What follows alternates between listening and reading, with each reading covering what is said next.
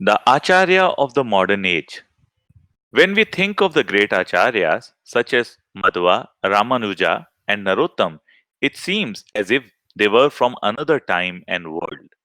When spiritual culture was thriving in India and saintliness was possible.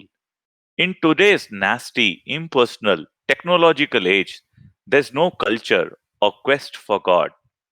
It almost seems as if the Acharyas are storybook figures having little connection with this modern age. But wait, here is an Acharya performing superhuman transcendental activities. His divine grace, Srila Prabhupada, was with us, alive and real. We saw him, we heard him, and he demonstrated that saintliness is possible even now. He brought religion out of the history book and into our lives, dispelling the gloomy clouds of modern life to reveal the ever present, ever shining Son of Krishna. Prabhupada walked with us, talked with us, moved with us, and was one of us, although simultaneously far above us. Yet, although apparently moving as one of us, Srila Prabhupada's words and activities revealed him to be deeper than many oceans. He was fully surrendered to Krishna and intensely desired to communicate that spirit to others. He was simple and charming, but ever ready to defend with strong words any challenge to the supremacy of Krishna or to the absolute correctness of Krishna's philosophy. How Srila Prabhupada purifies the world. Whenever and wherever there are peaceful, equipoised devotees who are well behaved and decorated with all good qualities, that place and the dynasties there, even if condemned, are purified. According to this verse, ghastly cities such as London, which Prabhupada personally certified as hellish, New York, Tokyo, Sydney, and many others are now purified. Because Srila Prabhupada touched his divine lotus feet thereupon, they have all become tirthas, at least the specific portions to which he went. Vedic injunctions state that Malechha should not even be seen by cultured people. But the Westerners who came to Prabhupada are no longer Malechas. They are now Vaishnavas capable of purifying even high caste Brahmanas. Srila Prabhupada and the demigods.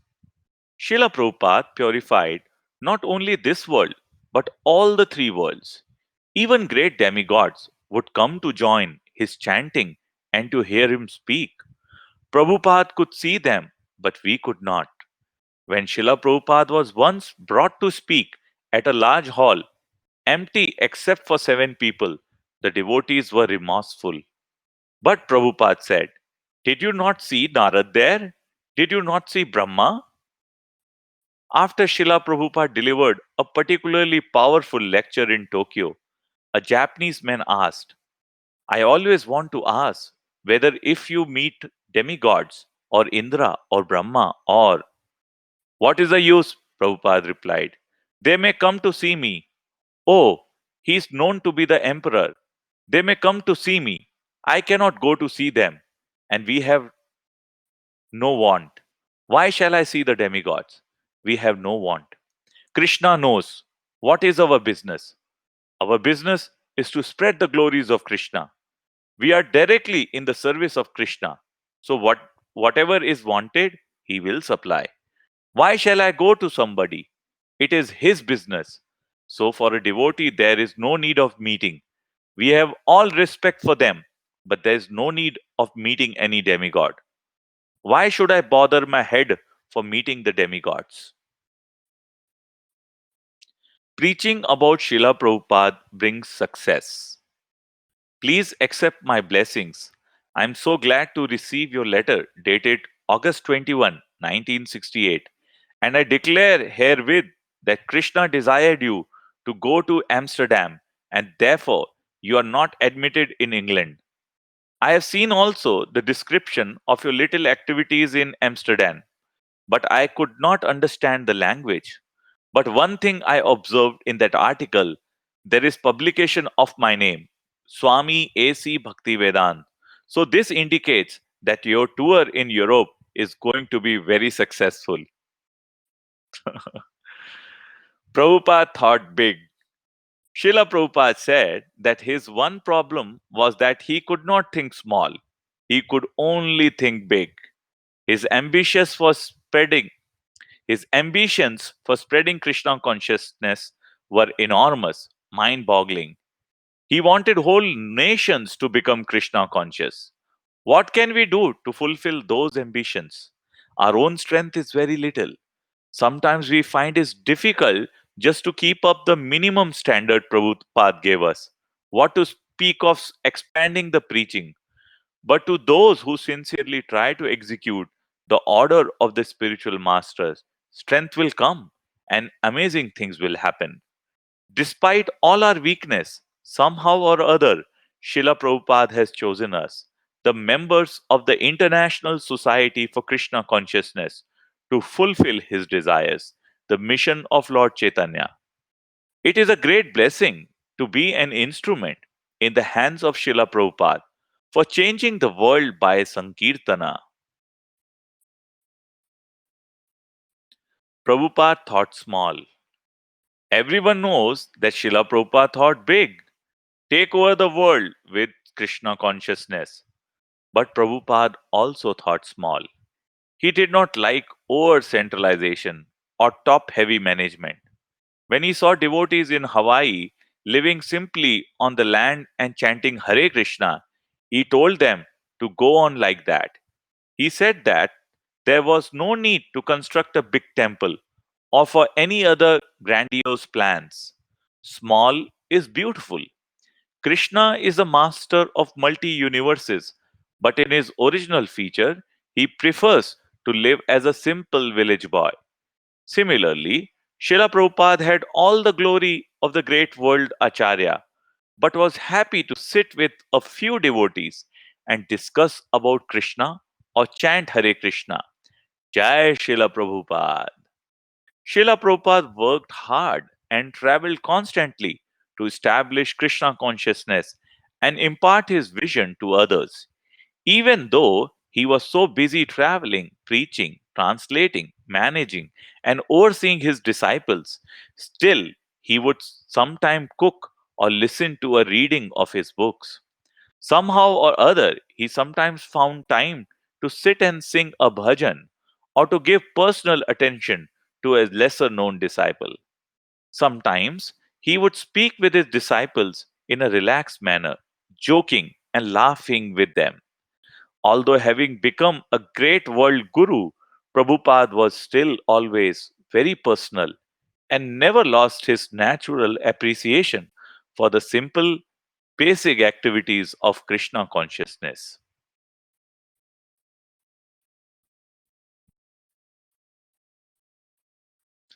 Unpredictable, indomitable Srila Prabhupada.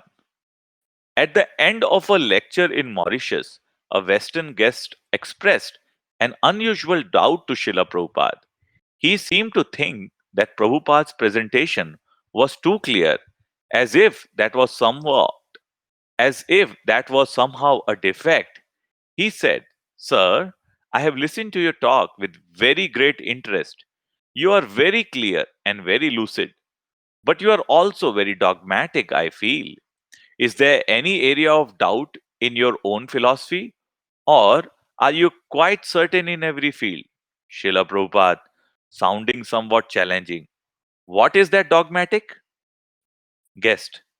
When you have a question put to you, you are very clear what the answer shall be. Laughter from the devotees. From the tone of the guest's voice, it appears that he takes Prabhupada's self confidence to be a defect.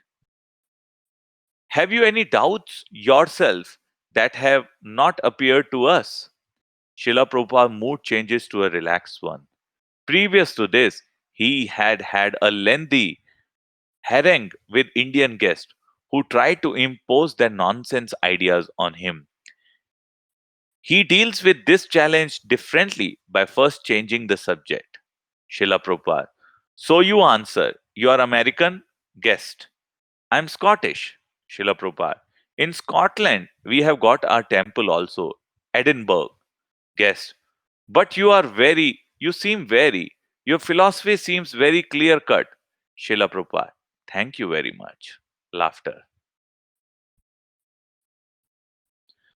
Prabhupada brilliantly turns the implied criticism into a compliment, but the guest persists. Guest. Are you satisfied with that? That there is no area of doubt? Prabhupada continues to accept the guest's criticism as a compliment and ignores the question. Srila Prabhupada. Therefore, it is appealing more to the Western countries. Yes, mostly it's very acceptable in the Western countries. Guest giving up his persistence. Thank you. Inex- Inexplicable Srila Prabhupada. Inex- Inexplicable Srila Prabhupada. Prabhupada's behavior was unpredictable, but always Krishna conscious and correct, wrote Satswarup Maharaj in Srila Prabhupada Lilamrita. But Prabhupada occasionally acted in ways that even his disciples found difficult to understand. Srila Prabhupada was fond of children and often played and joked with them. The word acharya comes from the spiritual word to save the conditioned jivas. The head of a worldwide movement, guru of thousand, respected author, scholar, and speaker, would sometimes spend half an hour or more playing with children. Not only did he play with children, but he even played with animals. Once Prabhupada spent half an hour teasing a Pekingese dog and making it bark. Sometimes Prabhupada told Gopalabana stories or humorous Bengali folk tales, often with no particular instructive value. At John Lennon's estate, Srila Prabhupada was once playing with little Saraswati, throwing flowers at her, and apparently ignoring the arti for his Radha Krishna deities that was going on in the same room. Purushottam, his servant, was upset at his spiritual master's behavior and shortly thereafter blopped. Isn't this all rather frivolous? Maybe. But if Prabhupada is apparently frivolous, then that frivolity is also transcendental and Krishna conscious. There's no doubt that Srila Prabhupada never forgot Krishna, not even for a moment. Prabhupada is naturally light-hearted being,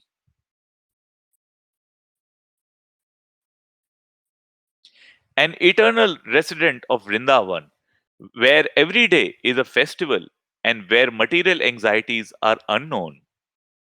At least once while traveling by train in India, Srila Prabhupada bought hot pakoras from the railway vendors. Once Prabhupada wanted idlis, but because no devotee could prepare them immediately, he had them brought from outside. When Prabhupada was telling how an English officer became attracted to a black eyes and black hair of a Bengali beauty, his disciple Yogeshwara, as if to steer the conversation away from Pajalpa, remarked, Krishna has black hair too.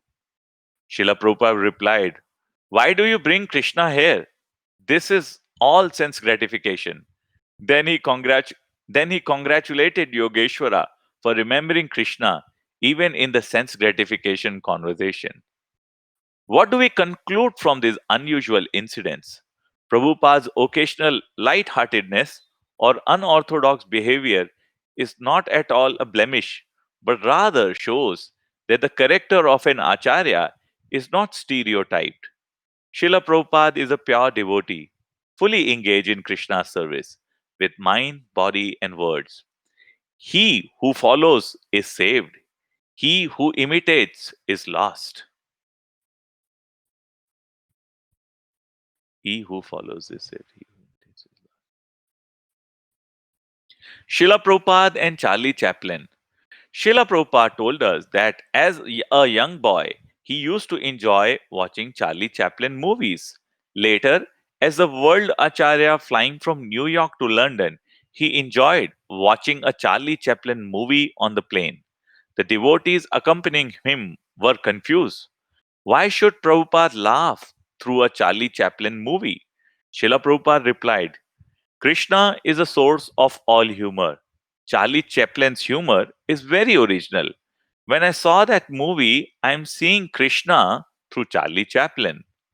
Mr. Chaplin never knew it, but among the million of people whom he caused to laugh, he one was a pure devotee of Krishna. So by Prabhupada's grace, even Charlie Chaplin got to perform unknown devotional service. Guru Puja meditation. Every day we come together, disciples and grand disciples of Srila Prabhupada, to worship His divine grace in Guru Puja. Together, we acknowledge that if it were not for Prabhupada, we wouldn't be together here in ISKCON today. We express our submission and gratefulness to Srila Prabhupada, beg his forgiveness for offenses and failings, pray for strength, and meditate on his divine qualities. Prabhupada's Guru Puja is an essential part of ISKCON daily life.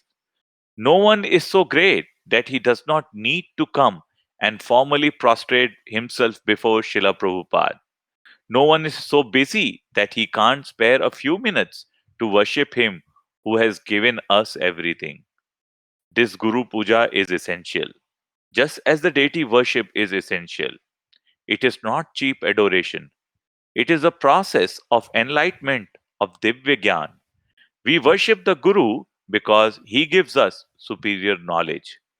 Krishna consciousness is Divya Gyan. It is not ordinary knowledge. At Guru Puja, we sing Shri Guru Vandana by Narottam Das Thakur. Each and every word of this beautiful song is full of important instructions. Let us meditate on Srila Prabhupada through the words of Narottam Das. Shri Guru Charana Padma Kevala Bhakati Sadma Bandho Moi Savadhana Mate. The lotus feet of Srila Prabhupada are the abode of pure devotional service. I bow down to those lotus feet with great care and attention. The lotus feet of Srila Prabhupada are the only way for us to attain pure devotional service. We have no other way, not by austerities, nor by the power of a sadhana, nor by scholarship. Prabhupada's lotus feet are our only hope. Therefore, we must worship the lotus feet of Srila Prabhupada with great awe, reverence, and attention on a daily basis. Worship of those lotus feet are the source of all our strength and inspiration. By the worship, we get Krishna, as Lord Krishna himself says, Mad Bhakta Pujya, Bhyadhika. Worship of my devotees is more important than worship of myself. We must be convinced that we do not belong to this material world.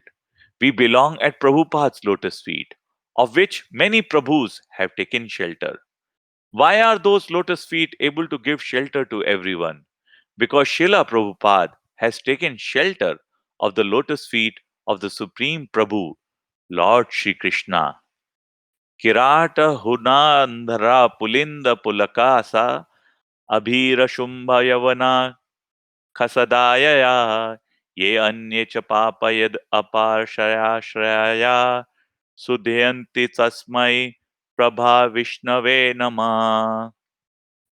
Kirata Huna Andhra, Pulinda, Pulkasha, Abhira, Shubha, Sumba, Yavana, members of the Khasa race, and even others addicted to sinful acts can be pacified by taking shelter of the devotees of the Lord. Due to his being the supreme power, I beg to offer my respectful obeisances unto him. Narottam Das Thakur sings, Patita Pavana Hetu Tava Avatara. The purpose of Lord Chaitanya descent is to deliver the most fallen. Srila Prabhupada has taken power from the Supreme Personality of Godhead to fulfill that mission. His level of Krishna consciousness is simply amazing. We poor struggling disciples stand far below. In great awe and reverence, we offer prayers with joint palms. Yahara prasade bhai, e bhava tari aa jaye. Krishna prapti hoye jahan hote. By His grace, we can cross over the ocean of material suffering. Attainment of Krishna is made possible by Him. All obstacles to and disturbances in our daily practice of devotional service are overcome by the mercy of Srila Prabhupada. And ultimately, He takes us across the ocean of birth and death and brings us to Krishna. If we stick with Prabhupada and always pray for His mercy, we will be safe. Otherwise, we can be swallowed by Maya at any moment. Guru Mukha Padma Vakya, Chitete Koriya Akya, Ar na Kariyo Mane Asha. Make the teachings from the lotus mouth of the spiritual master one with your heart and do not desire anything else. Srila Prabhupada quoted these lines as being the secret of his success because he exactly followed his spiritual master and he was blessed to do so because he exactly followed his spiritual master, he was blessed to do wonderful things. The words from the lotus mouth of Srila Prabhupada should be fixed in our hearts. Everything else should be kicked out. No other desires. That is the real meaning of being a Prabhupada Nuga. To to regularly listen to Prabhupada's words, meditate on him, and make them our very life, without desiring anything else. If we stick to this principle, we will be safe. Everything Prabhupada said was and is authoritative, nor was it simply ex cathedra. Srila Prabhupada always spoke Shastra. He was totally committed to his role as a teacher, whether speaking to an important personality or to a single disciple. His mood was always the same, gravely presenting Krishna as the absolute truth. The words from Prabhupada's lotus mouth are all Chintamani. Anything that he said is far more valuable than all the proclamations of the world's so called big men. Every day, the newspaper and television report the words of politicians and other famous men. But all the so called important speeches merge into meaningless as the politicians and their followers are crushed by time. It is all asat katha. However, any word from Srila Prabhupada's lotus mouth, even bring me a glass of water, are supremely valuable because they are spoken by one who is in full contact with Krishna. Whatever the materialist might say, that happens to be in line with Prabhupada's teachings. That much we can accept. Anything and everything else we reject as speculations. This might sound like fanaticism, but foolish and brainwashed as we are, we absolutely accept Srila Prabhupada and only Srila Prabhupada. We can trust that which is given in the Vedas through the Acharyas as it is spoken by Prabhupada. Unlike others who only cheated us and will always cheat us, Prabhupada never cheated us and will never cheat us. Rather, he will always save us from being cheated. We are completely safe in the shelter of his lotus feet. Our wealth, our shelter, our everything is Srila Prabhupada. We are not sentimentalists. We are not fools. We are right because we follow Prabhupada, who is right. Srila Prabhupada is right because he follows Krishna, who is the supreme absolute truth and who is axiomatically always correct. Shri Guru Charane Rati, Ehi se uttama gati, ke prasade pure sarva asha. Attachment to the lotus feet of the spiritual master is the topmost situation. By his mercy, all desires for spiritual perfections are fulfilled. Rati means strong attachment, like sexual attachment. Such adherence to Prabhupada's lotus feet in it itself the topmost transcendental achievement. By such achievement, all spiritual desires can be fulfilled. Let us always remember Srila Prabhupada's lotus feet and cling to them. Chakkudan dilode janme janme Prabhu se. He who has given me the gift of transcendental vision is my Lord birth after birth. Srila Prabhupada explains, you cannot see, I see. I am not a fool like you. I can see, therefore I offer. But you cannot see. So I have to open your eyes. You come to me. That is our propaganda. You are blind.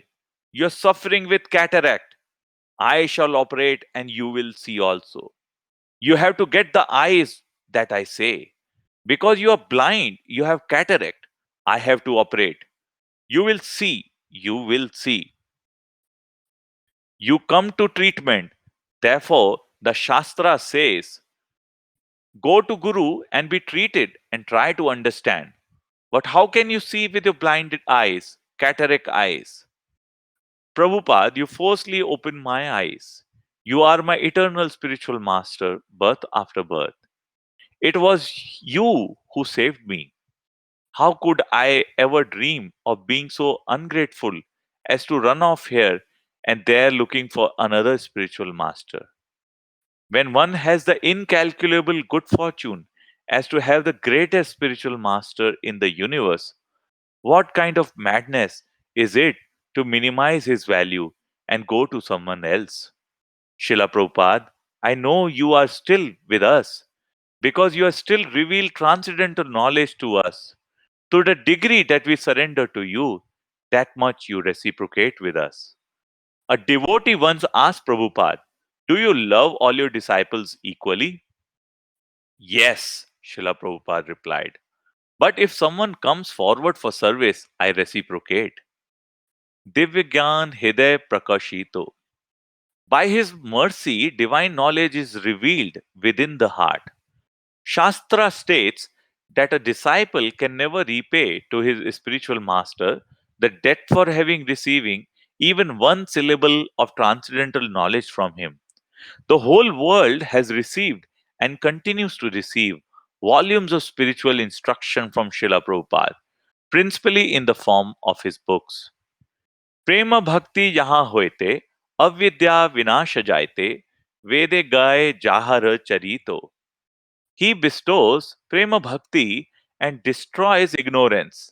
The Vedic scriptures sing of his character. Prema bhakti is available from Srila Prabhupada, not emanates from him. We don't have to go anywhere else for prema bhakti. Just stick with Prabhupada. Anyway, for most of us, prema is still a long way off. First comes avidya vinasha, destruction of ignorance. The Guru's duty is to remove the ignorance of his disciples. Srila Prabhupada constantly endeavored to enlighten his disciples by speaking to them about Krishna. It is this quality of the topmost Paramhansa Guru which is repeatedly extolled in the Vedic literatures. Shri Guru Karuna Sindhu Adhama Janara Bandhu Lokanath Lokera Jivana. O spiritual master, ocean of mercy, and friend of the fallen souls, you are the teacher of everyone and the life of all people. This song was specifically written by Srila Narottam Das Thakur in his ecstasy for love for his spiritual master, Srila Loknath Goswami. But its words are true for any Vaishnava Acharya, especially Srila Prabhupada, who has shown more mercy than Prabhupada, who has been a greater friend of the fallen than he. It is Kali Yuga. Everyone is fallen. Almost all of Srila Prabhupada's disciples are so fallen that the word adhama, fallen, has found its proper usage in describing us. Even though we want to be Krishna conscious, still, rotten, nasty contaminations burden our hearts. The way back to Krishna seems long and almost unnavigable. Although we cannot cease trying to overcome our sinful mentality, still we fear that it will be a long and arduous task. Remembrance of Prabhupada gives us hope, our only hope. We know that however low our mind may take us, and there seems to be no bottom limit, Srila Prabhupada is always ready to help us long as we have the tiniest spark of sincerity to follow his basic instruction. This hope keeps us alive in devotional service. Otherwise, out of weakness and frustration, we might have given up long ago. How Srila Prabhupada is Adhama Janara Bandhu could be the subject of thousands of grateful poems and songs. He is also Lokanath, the master of the devotees, and the lives of the devotees. Without Prabhupada, we have no life. With Prabhupada, we are fixed on the path back to Godhead. And if we forget Srila Prabhupada, we will fall back to speculation, forget all about our chanting and principles, be overcome by false ego, again be the subject to birth, death, old age, and disease, and finally fall into hell. Ha ha Prabhu koro doya, deho more padachaya. O Master, be merciful unto me and give me the shade of your lotus feet. Srila Prabhupada, falling down helplessly at your lotus feet, I am begging for your mercy. Please be kind to this fallen wretch. Keep me in the shade of your lotus feet. I am a fool, but somehow or other, you are engaging me in your service. Now I am pleading, keep me with you. Don't keep me away. Ebe jas goshuk tribhuvana. May your glories now be proclaimed throughout the three worlds. Let Srila Prabhupada's glory be spread throughout the three worlds.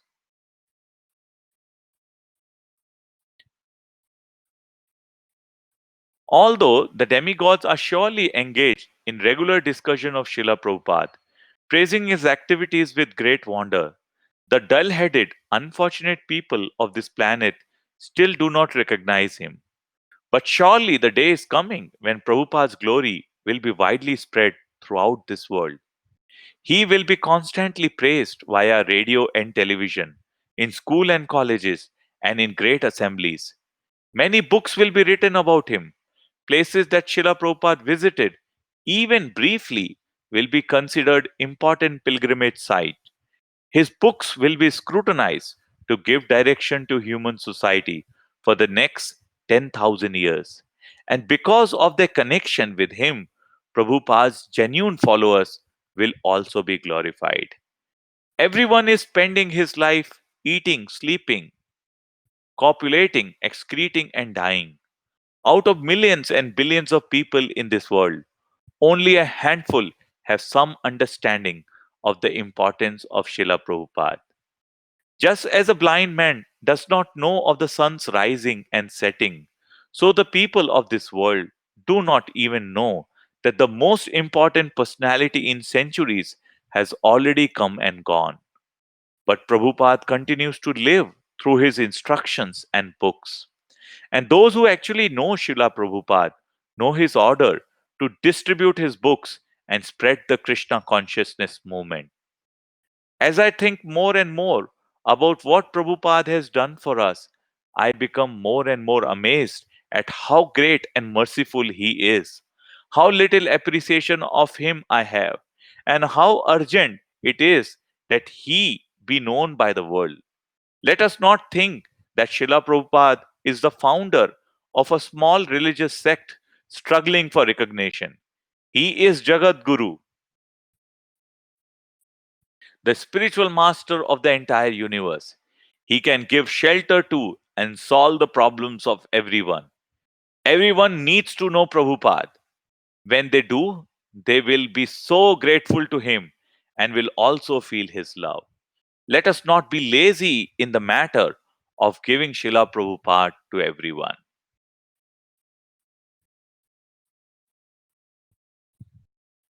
Prabhuji, we can hand over now. Can we do some Paul. poll? Yeah, I'm giving it back to you. Brindavan Chandra Prabhu.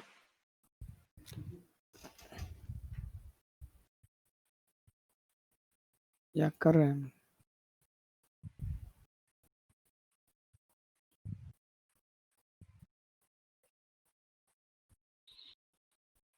And apologies if I mispronounce some of the words. Yeah.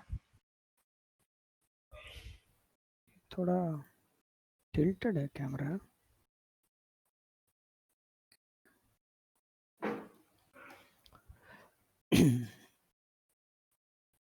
So I'll start reading, Prabhuji.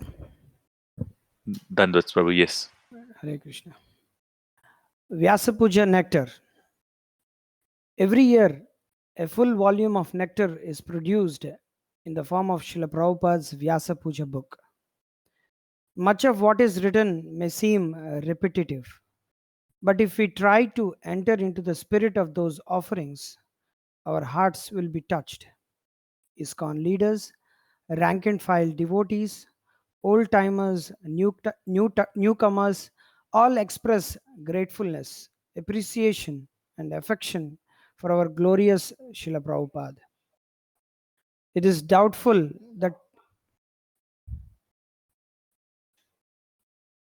that any spiritual master since Lord Chaitanya has evoked so much affection from so many people.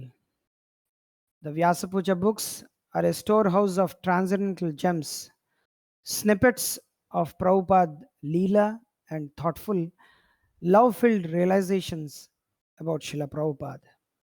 No person of this material world, however great, could provoke so many varied, profound, and reverential offerings. Certainly, it is the duty of the disciple to glorify his spiritual master. But most Vyasapuja offerings to Prabhupada are written with sincere feelings that express far more than simply formal laudations. Even offerings written previously by those who are now fallen should not be disregarded. The realization and love they expressed then was real, if not mature, and will not go in vain. And the Vyasapuja books are also a repository of wonderful photos of His Divine Grace. How many times have I pulled a Vyasapuja book off the shelf just to look at the pictures of Prabhupada and found that a half hour or more had passed as I read offerings which I had already read so many times before. I then think, so much time has passed. I have so many things to do, but my time has not been wasted. I enjoy reading the Vyasapuja books, and thus I originally wanted to include several of those which I consider to be most memorable. But as this book eventually expanded more and more, I dropped the idea lest this work would become too expansive. So I advise my readers to themselves read the Vyasapuja books. It is a totally nectarian experience. Go waste an hour or two. Anyway, I decided to include two sample offerings from the great ocean of Vyasapuja book nectar. Here is Mahanidhi Swami's offering from the 1991 Vyasapuja book. Dear Srila Prabhupada, please accept my humble obeisances in the dust of your lotus feet. I am writing this Vyasapuja offering to a picture of you that is in your Bhajana Kutir in Vrindavan. Every day since March 1977, when you personally instituted the service, your disciples have offered your daily lunch prasad to this picture, which is non-different from you. Taken in November 1972, this timeless photograph shows you, Srila Prabhupada, honoring prasad in the kitchen of your eternal home, the Radha Damodar temple in Seva Kunj, Vrindavan. In color photos, your effulgent, beautiful golden form, adorned with bright saffron color cloth, immediately captures our attention and satisfies our spiritual sense. But this photo is black and white. Your colorful sannyas garments and brilliant body are covered with dark tones and highlights. This photo is unique in that it's saturated with the intensity of your mood, Srila Prabhupada. Determined, daring, fixed, and empowered with Sri Krishna's message. How would a magazine editor correctly caption this photograph? Srila Prabhupada taking prasad at Radha Damodar temple. Obviously, this caption doesn't sufficiently portray the deeper inner meaning that powerfully resonates here. Resting part of your left hand, you sit humbly on the floor as you deftly and delicately grasp a portion of prasad with your right hand. You appear relaxed but poised for action. Your lotus face is fully illuminated by the brilliant sunshine penetrating through the sandstone lattice work window overlooking Srila Rupa Goswami's Samadhi.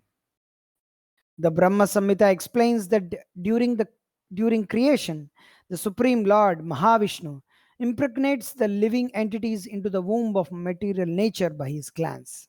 Similarly, in this photo, the sunlight beaming through the window appears like the merciful glance of Srila Rupa Goswami that is falling directly upon you. Srila Prabhupada. With that glance from the Samadhi, Srila Rupa Goswami infused you with the spiritual potency to preach pure devotional service to Radha and Krishna throughout the world. Seva. Service begins with the Supreme Lord, Sri Krishna himself, who eternally serves Srimati Radharani in Seva Kunj. The service grew by massaging her lotus feet and decorating her hair and her splendidly beautiful transcendental form. 500 years ago, Srila Rupa Goswami sat in Seva Kunj, the present site of the Radha Damodar temple and your Bhajana Kutir, and served Srimati Radharani in the form of Sri Chaitanya Mahaprabhu by executing his order to preach and write about the science of devotional service to Radha and Krishna. Sri Rupa Goswami is called the Abhideya Acharya, the spiritual master serving Sri Krishna. Sri Rupa Goswami himself was a perfect servant, and he taught devotees how to correctly and pleasingly serve Sri Sri Radha Govindaji. Similarly, Srila Prabhupada, you spent the first 6 years of your sannyas in Seva Kunj, serving Srila Rupa Goswami by compiling books on bhakti, the science of pure devotional service.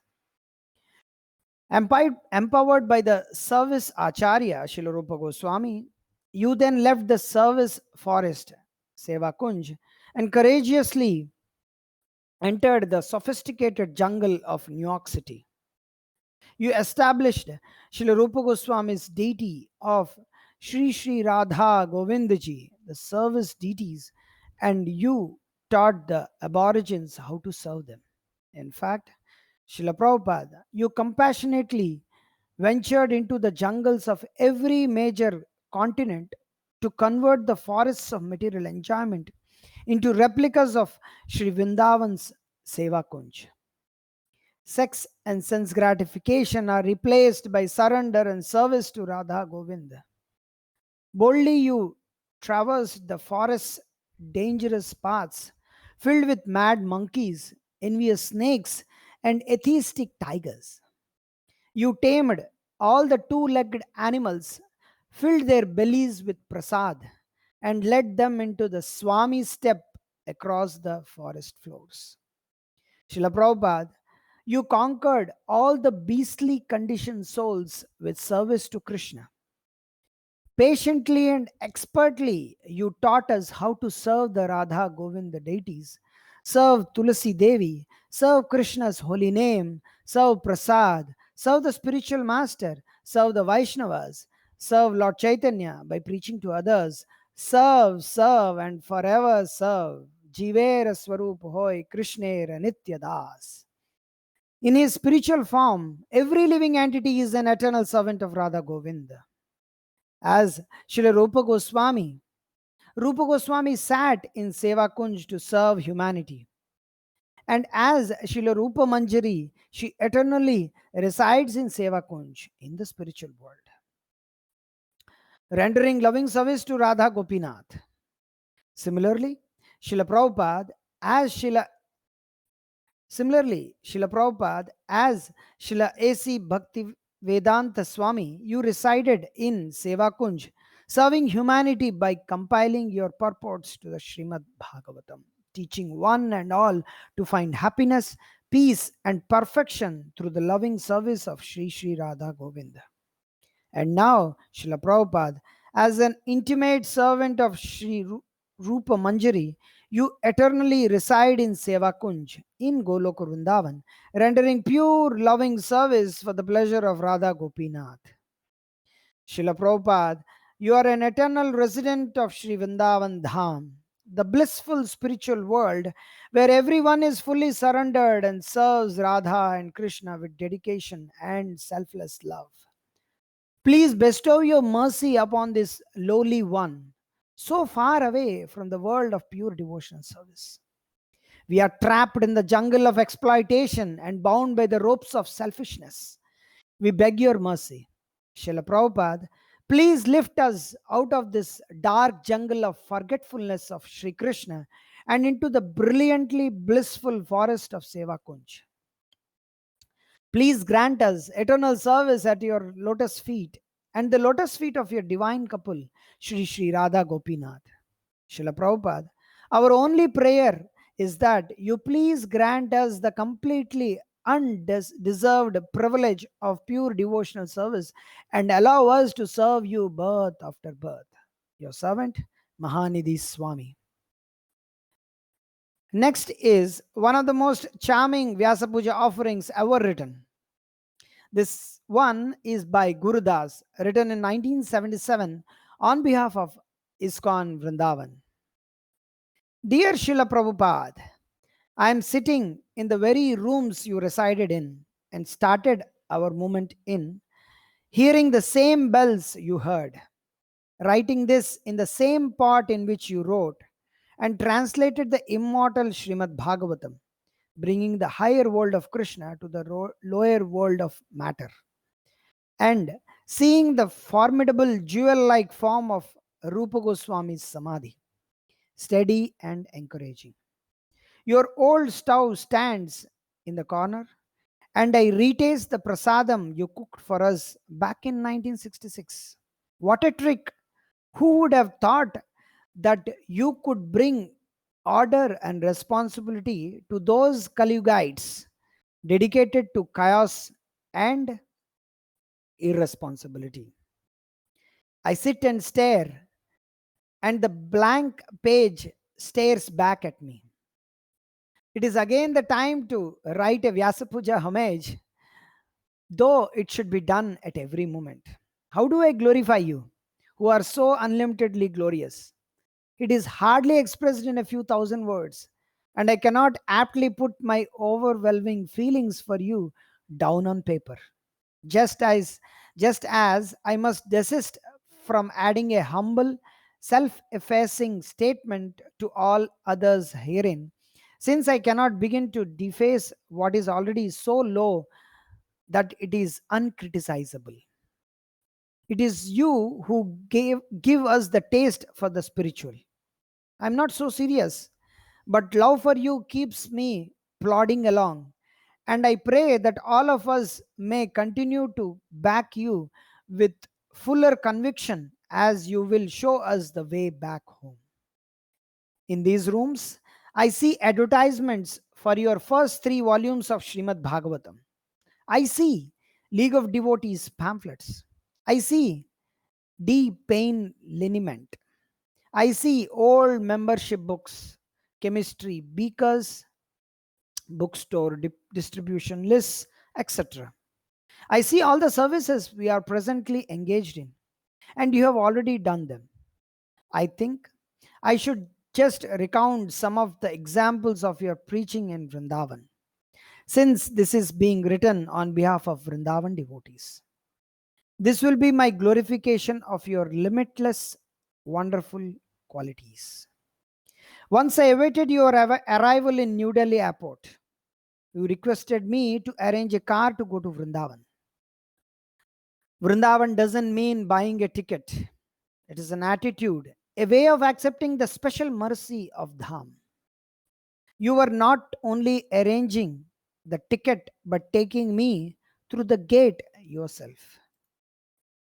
I thought that if I could choose the highest pleasure, spiritual or mundane, of all the unending pleasures available, that pleasure would be to be with you in Vrindavan, the purest devotee and the purest place combined. Now the desire is being fulfilled. Vestiges of sentiment and romanticism still needing to be dispelled from our brains and cut by your sword of correctness lay waiting to be smote down like untrained soldiers. Before having come into your direct contact, we read books of so called spirituality, ideas with no applicable basis. The books spoke of a neophyte disciple waiting before the door of his guru with quiet determination, while excessive heat and cold attacked the beatific devotee. After 3 days of patient austerity, the gate opens. The guru stands there, and the neophyte becomes a disciple. But you saw that we cannot even stand in one place for 5 minutes. So you engaged us in Krishna's service. Another of those books told of a disciple not eating for many days. But you saw how we grow restless if we do not eat. So you fed us Krishna Prasad. You, in fact, teach us the perfect balance of sanctity and activity, of work and play, of bhajan and preaching, of action and inaction, of devotion and preaching, of Pancharatrika and Bhagavad Vidhi. And so, with the idea of the highest pleasure of you and Vrindavan together, I anticipate your arrival in Delhi's Palam airport. There are only two of us to greet you, but you accept our garlands and sandalwood and rosewater with a grace that makes us bashful, as if the whole world were there greeting you. The ambassador car pulls up, and we await some words. You hand me your, at the time, small white sachet, which you carry our movement around in, but still you say nothing. You glide into the front seat, and we get into the back with your traveling secretary. Exchanging whispered news of devotees and activities around the world, we talk in low, subdued voices so as not to disturb you. Minutes pass like hours as we await your transcendental words, some instruction, some acknowledgement. But transcendental as you are, you remain silent. I have another realization. There is no need for you to acknowledge or appease us. But now, our society has begun to establish itself as it should be, catering to your mood, not ours. If you want to be silent, that is correct. And we should not expect or push anything else. And so, from that time on, whenever meeting with you, I let you establish the mood, not me. If you want to joke, I joke. If you want to chastise, I bow my head remorsefully. If you want to talk business, I talk business. If you want to talk philosophy, I talk philosophy. I remember in Calcutta, once when being sent on a special mission, I came in and started with importance, wanting glorification. I am going now. And you simply turned and walked into the bathroom. Yet in the car, we still anticipate some divine instruction, some words of wisdom, anything. And as you, in all your natural beauty, sit relaxed in the front seat. At a red spotlight, the Indian version of Hell's Angels roll up next to your open window. You turn your head slightly and say, Hare Krishna. And the young greaseball says, Hare Krishna back. He jabbers to his friends and they jabber back, and they turn into Gandharvas and young innocents by your grace. We still await, murmuring the Maha Mantra silently. We glide to the outskirts of New Delhi on the way to Vrindavan. Your voice of authority and patience finally breaks the vacuous silence. You say, cement. Another realization here again, all those romantic books about perfumed saints and do nothing sadhus vanish like bubbles popping in the air.